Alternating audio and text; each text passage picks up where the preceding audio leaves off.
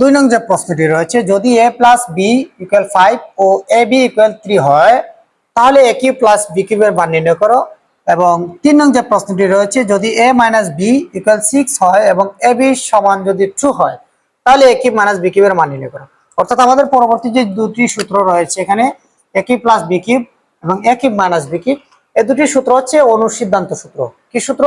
অনুসিদ্ধান্ত সূত্র। অর্থাৎ তোমাদের পাঠ্য বইয়ের 56 পৃষ্ঠায় 4 নং এবং 7 নং যে সূত্রটি রয়েছে এই দুটি সূত্র, অর্থাৎ এই দুটি সূত্র হচ্ছে অনুসিদ্ধান্ত, এবং এই সূত্রগুলি সাধারণত মান নির্ণয়ের ক্ষেত্রে ব্যবহৃত হয়। কি নির্ণয়? মান নির্ণয়। তাহলে আমরা এখন লিখবো, এখানে যেহেতু দেওয়া আছে a প্লাস বি ইকুয়াল 5 এবং এ বি ইকুয়াল হচ্ছে 3, আমরা লিখি এখানে দেওয়া আছে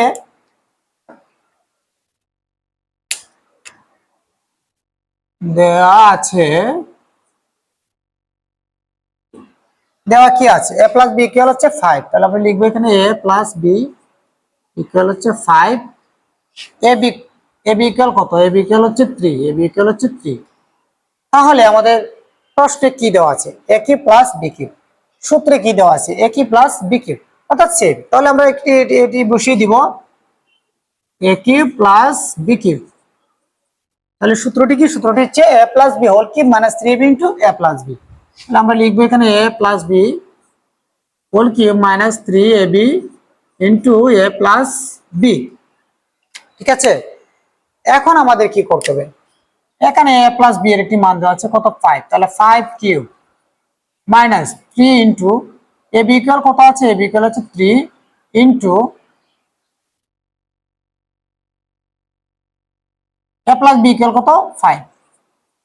অর্থাৎ আমাদের এখন এটিকে গুণ করলেই সাধারণত কি আনসার চলে আসবে। এখানে হচ্ছে 5 কয়টি? 3টি। তাহলে 5 গুণন 5 গুণন 5, তাহলে 5 5 কত হয়? 25।